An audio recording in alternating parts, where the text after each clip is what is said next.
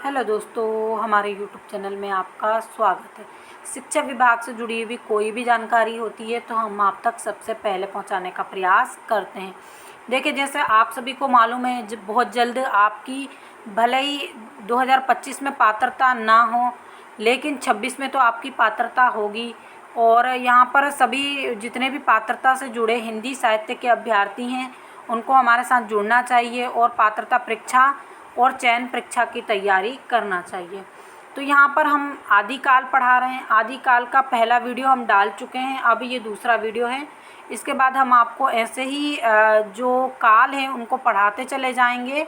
जैसे आदिकाल हो गया, भक्ति काल हो गया, आधुनिक काल हो गया, जागरण काल हो गया, रीति काल हो गया, छाया काल हो गया। जो जितने भी हिंदी साहित्य से जुड़े हुए काल हैं तो आपको अपने सिलेबस के अकॉर्डिंग हम पढ़ाएंगे। और यहाँ पर जितनी भी कहानियाँ और कविताएं और जो भी रचनाएं लिखी हैं, उपन्यास, कहानियाँ, वो सब भी आपको पढ़ाएंगे। हिंदी काव्य में प्रयुक्त होने वाला 12 मासा सबसे पहले किस ग्रंथ में मिलता है? तो देखिए, हिंदी साहित्य में तो यहाँ पर आप देख सकते हैं, पहले हिंदी साहित्य के विद्यार्थी ने पढ़ रखा होगा कि जयसी ने पहले 12 मासा का वर्णन किया है। तो जयसी ने नहीं किया है। सबसे पहले 12 मासा का वर्णन किस ग्रंथ में मिलता है? बीसल देवरासों में मिलता है।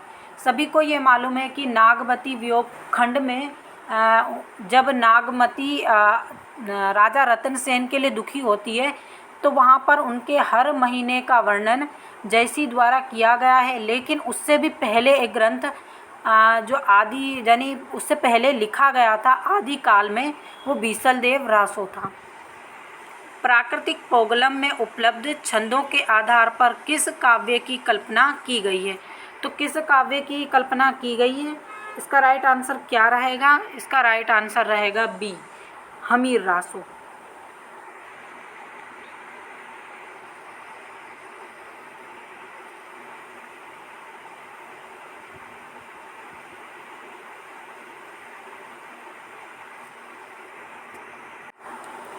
कन्नौज के राजा जयचंद की वीर गाथा का गान किया गया है।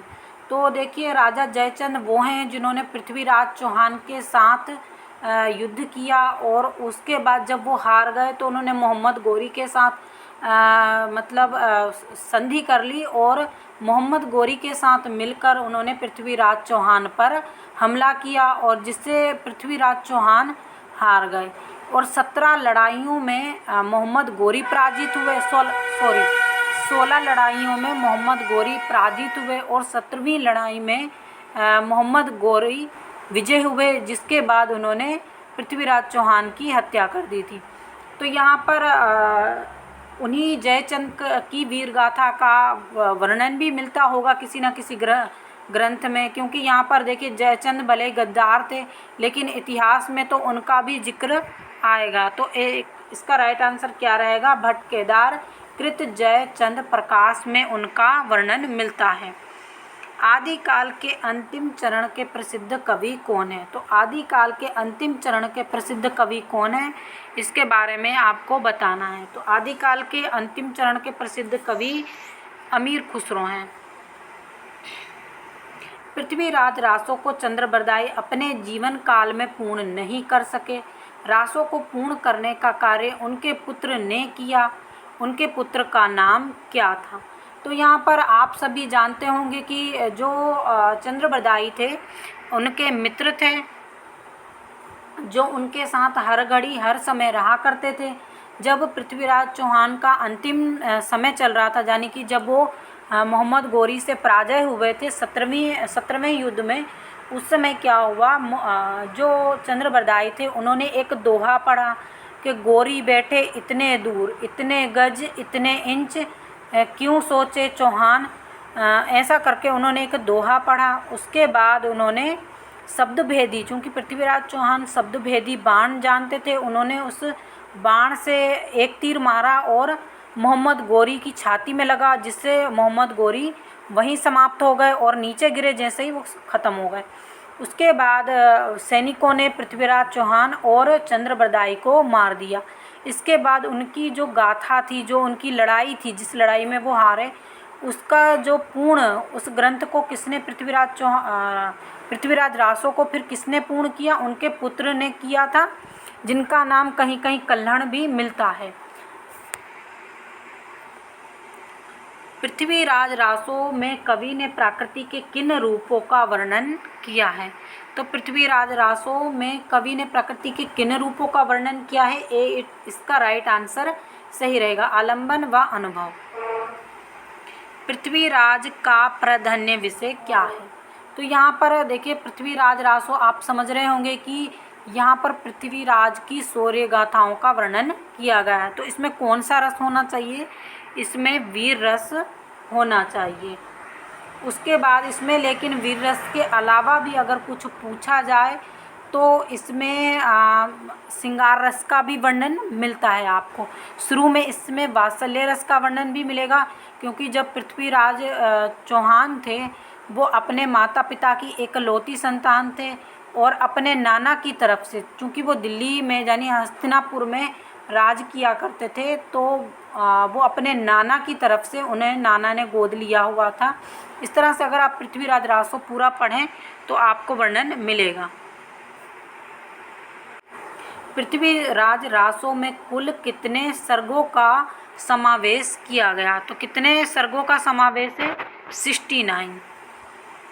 रेवा तट पर पृथ्वीराज रासो का कौन सा सर्ग है? तो कौन सा सर्ग है? 27वां। इसमें पृथ्वीराज रासो नर्मदा नदी, रेवा यानी नर्मदा नदी के तट पर जाते हैं। वहाँ पर उन्हें अपने सेनापति का खत मिलता है कि जो एक मोहम्मद गोरी के जो हैं सेनापति, उन्होंने चढ़ाई कर दी है और युद्ध के लिए जाना पड़ेगा। पृथ्वीराज चौहान ने सेनापति चामुंड राय किस नगरी को जीतकर आए थे? पृथ्वीराज चौहान को चामुंड राय वहाँ पर क्यों लेके गए थे? क्योंकि पृथ्वीराज चौहान के सेनापति किसी नगरी को जीत कर आए थे, जिसका जश्न मनाने वो उन्हें घूमने फिरने और उन्हें के लिए लेकर गए थे रेवा नदी के तट पर। अब वहाँ नेक्स्ट प्रश्न क्या आता है? पृथ्वीराज चौहान के सेनापति चामुंड राय किस नगरी को जीत कर आए थे? तो किस नगरी को जीत कर आए थे?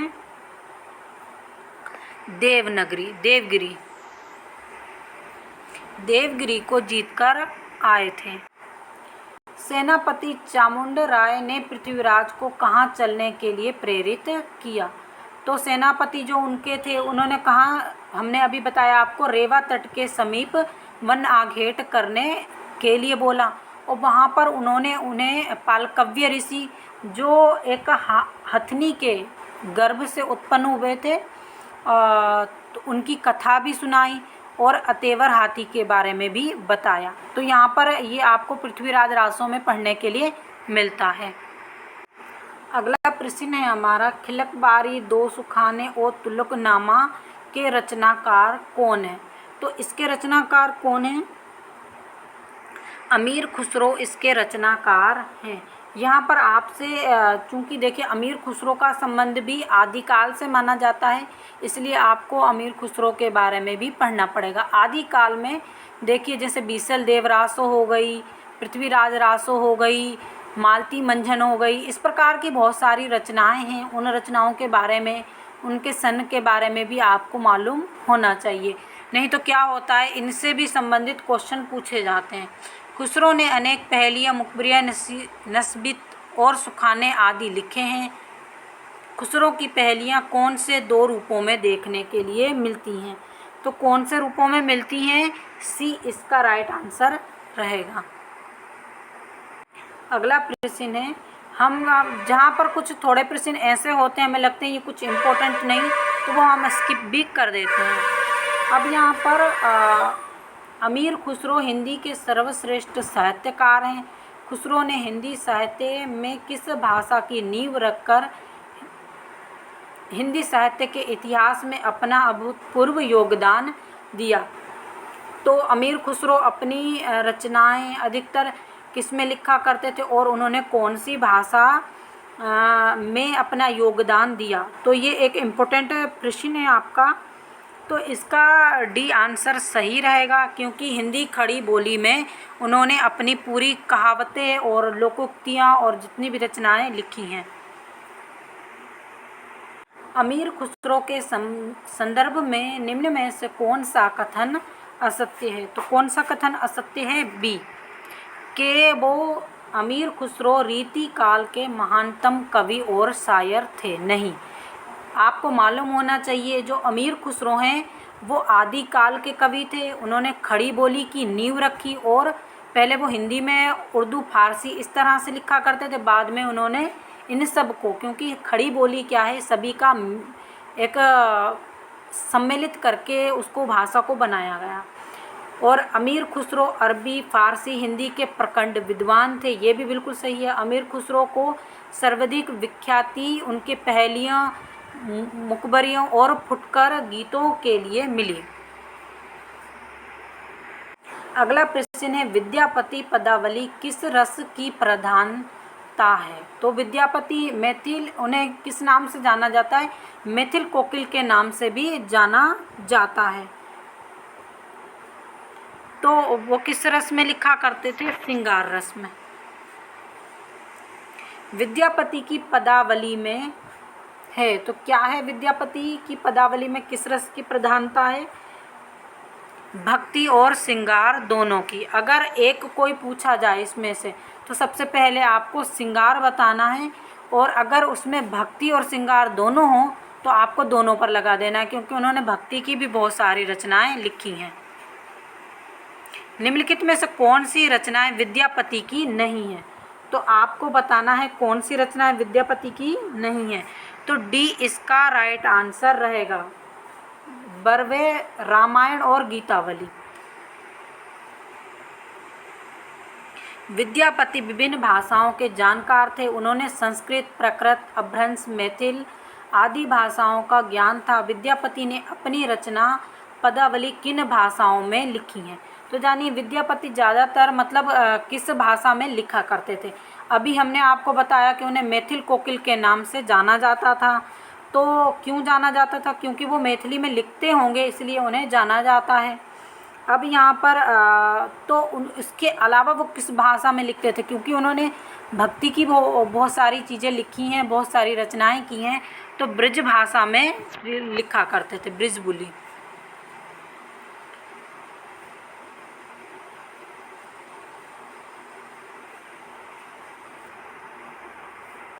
अगला प्रश्न है हमारा, आदिकाल की किस रचना में तरहूत के शासक की प्रशंसा का वर्णन मिलता है? तो इसका राइट आंसर क्या रहेगा? डी, कौन सी इसमें मिलता है? कीर्तिलता। ये कीर्तिलता किसने लिखी थी? ये भी विद्यापति ने लिखी थी। तो इसमें ही आदिकाल के जो एक शासक थे तरहूत, उनकी प्रशंसा का वर्णन मिलता है। और यहाँ पर विद्यापति ने चूँकि पहले के राजा महाराजा क्या करते थे, अपनी प्रशंसा में कुछ ग्रंथ लिखवाया करते थे, या फिर आप बोलिए कुछ रचनाएं करवाया करते थे, कुछ दोहे या कविताएं भी लिखवाया करते थे। तो ये जो जितने भी लेखक या कवि, रचनाकार, ये किसी न किसी राजा के इसमें रहा करते थे और वहाँ पर ये अपनी रचनाएं करते थे। अब देखिए, जो पहले कई बार हिंदी का पेपर दे चुके हैं उन्हें तो ये सब चीज़ें मालूम होंगी, क्योंकि पात्रता परीक्षा जो पहली बार दे रहा है तो उनके लिए ये सब चीज़ें जानना बेहद ज़रूरी है। यहाँ पर हम पात्रता और चयन दोनों के लिए पढ़ा रहे हैं। अगला प्रश्न है आपका, निम्नलिखित कृतियों और उनके कृतिकारों के संबंध में असत्य कथन बताना है। तो कौन सा असत्य है? 3 तो ऊपर वाले बिल्कुल सही हैं आपके, इनकी रचना इन्होंने ही की है। आखिरी वाला डी वाला जो है आपका गलत है। असत्य कथन हमको बताना है, तो डी वाला उपदेश रसायन रास मधुकर कवि, इन्होंने नहीं लिखा है, बाकी तीनों सही हैं। आदिकालीन गद्य रचना नहीं है, तो आदिकालीन गद्य रचना कौन सी नहीं है, इसमें से आपको ये बताना है। तो डी इसका राइट आंसर रहेगा, इसमें से कोई नहीं। हिंदी में नखशिख वर्णन की श्रृंगार परंपरा का आरंभ किसने किया था? तो हिंदी में नखशिख मतलब होता है नायिका के सौंदर्य वर्णन, आप ये भी बोल सकते हैं उसको। तो इसका राइट आंसर क्या रहेगा? नायिकाओं के बारे में सबसे पहला ग्रंथ सी इसका राइट आंसर रहेगा। नायिकाओं के बारे में पहला ग्रंथ लिखा गया जिसमें श्रृंगार, यानी कि आप कह सकते हैं उसमें आपका प्रेम का वर्णन किया गया, नायिका के सौंदर्य का वर्णन किया गया और नायक के सौंदर्य और शौर्य का प्रदर्शन भी वहाँ पर बताया जाता है। वर्ण रत्नाकर क्या है? तो वर्ण रत्ना, इसमें सिर्फ इतना दिया वर्ण रत्नाकर, तो उसके बारे में आपको पूरा बताना है कि क्या है ये। तो ये क्या है? मैथिल हिंदी में रचित एक गद्य है। क्या है ये? मैथिल हिंदी में रचित गद्य है। ढोला मारुति दोहा का वर्णिक विषय क्या है? तो ये एक फेमस रचना है। इसमें जो ढोला होता है उसकी प्रेमिका मारू, जानी उसका पूरा नाम तो अभी मुझे याद नहीं आ रहा है, लेकिन उसको मारू बोला जाता था प्यार से। जो एक ढोला जो होता है एक राजकुमार होता है जिसका विवाह शायद होता है मारू राजकुमारी से, बाद में उनका वियोग हो जाता है और फिर वो बाद में पुनः मिलते हैं। शायद यही वाली कथा है, शायद मुझे अभी याद नहीं आ रहा है, लेकिन इसी प्रकार की कुछ कथा हैं उनकी। तो यहाँ पर उनका वर्णिक विषय क्या है? तो प्रेम का वर्णन किया गया है इसमें।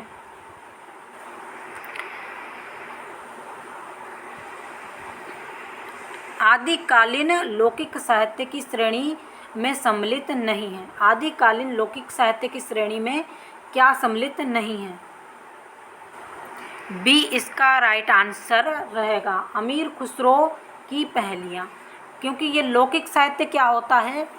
लौकिक साहित्य जो आपका रहेगा वो चमत्कार से कुछ आप रिलेटिव लगा लीजिए, जिसमें चमत्कार से, जैसे आपका नाथ साहित्य हो गया, सिद्ध साहित्य हो गया, ये लौकिक साहित्य की श्रेणी में भी आते हैं।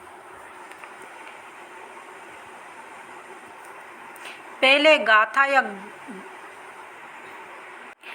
गाथा या गुहा कहने से प्रकृति का बोध होता था, वैसे ही पीछे दोहा या दूहा कहने से अभ्रंश या लोक प्रचलित काव्य भाषा का बोध होने लगा है।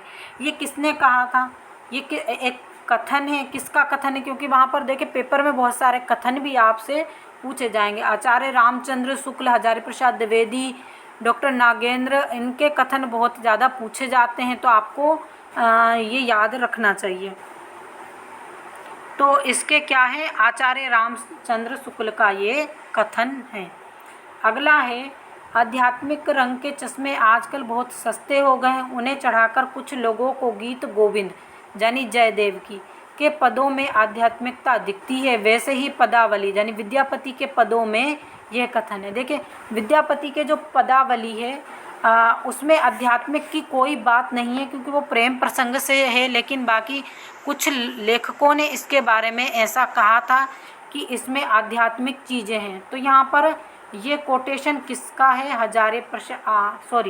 आचार्य रामचंद्र शुक्ल का है कि उन्होंने कहा था गीत गोविंद से इनकी तुलना करना गलत है। तो यहाँ पर ये इन्होंने एक विद्यापति के बारे में कहा था, क्योंकि देखिए पहले के लेखक भी एक दूसरे पे ताना और तंज कसते थे, जिसके कारण जिसको वो कोटेशन का नाम बोलते हैं। ये एक बहुत फेमस पंक्ति है, इसको बहुत याद रखिएगा आप। 12 बरस लो कुकर जीवे, कुकर माने कुत्ता, और लिहू 13 बरस जिए सियार यानी गीदड़, बरस 18 क्षत्रिय जीवे, आगे जीवन धिक्कार। ये किसका कोटेशन है और ये पंक्तियाँ किस रासो काव्य से ली गई हैं? तो बहुत इम्पोर्टेंट है, और ये आपको इसमें भी मिलेगा, सिंगार जन छायावादी में भी मिलेगा आपको। तो ये खुमाण रासों का है, इसका बी राइट आंसर रहेगा। उक्ति धर्म विशालाय, राजनीति नवरस खट भाषा पुराण चाक, ओ आप पढ़ लीजिएगा। और ये किसका कोटेशन है? क्योंकि पंक्तियाँ देखना ज़्यादा ज़रूरी है। तो इसका राइट आंसर क्या रहेगा? चंद ये चंद कवि की हैं। किस कवि की हैं? चंद कवि। चंद यानी चंद्रवरदाय। जिसका बेटा जिसकी बहू आप स्वारथ मिले सहू। ये पंक्तियाँ किसकी हैं? तो ये किसकी पंक्तियाँ हैं? ये नाथ साहित्य में आपको चरपट नाथ मिलेंगे। उनकी चरपट नाथ का नाम ही मगेंद्र नाथ जिनको बोला जाता है, मगेंद्र नाथ भी इनका नाम है और चरपट नाथ भी इन्हीं का नाम है। इन्होंने अपने चरपट नाथ से बहुत सारी रचनाएं लिखी हैं। निम्नलिखित सिद्ध कवियों का जन्म काल के अनुसार सही अनुक्रमांक लगाइए। तो सही अनुक्रमांक क्या रहेगा? ए इनका सही अनुक्रमांक रहेगा। सबसे पहले जो सिद्ध साहित्य में ये आए, फिर ये आए, फिर ये आए, फिर ये आए, यानी पहले सरापा आए, फिर सरापा आए, फिर लू, ये इस प्रकार से आपका चलता जाएगा। यानी सिद्ध साहित्य में आपके ये लेखक या कवि आए हैं, इन्होंने रचनाएं लिखी हैं। इनकी कोई भी रचनाएं प्रमाणिक तो नहीं है, यानी कुछ ठीक ढंग से इनके ग्रंथ नहीं मिलते हैं, लेकिन फिर भी आपको इनके बारे में याद सुमेलित करना है। तो जो जिनकी रचनाएं हैं, जिनके सामने दी गई हैं, वो उन्हीं के सामने जो दी गई है वो ही सही है। जैसे दोहा कोश को सराफा ने ही लिखा है। सबका चार देवसेन ने लिखा है। भावतेश्वर बाहुबली रास और हरिवंश पुराण स्वयंभू ने लिखा है। ये सभी एक दूसरे के सामने दिए हैं, ये बिल्कुल राइट दिए हुए हैं। इन रचनाओं को आपको याद रखना चाहिए। इस प्रकार से मिलान के लिए भी आ सकती हैं, और एक ऐसा क्वेश्चन भी आ सकता है जैसे दोहा कोश को किसने लिखा, या फिर सबका चार को किसने लिखा। सबका चार देवसेन की कौन सी रचना है? ये पहली रचना है, दूसरी रचना है? इस प्रकार से भी आपको याद रखना पड़ेगा।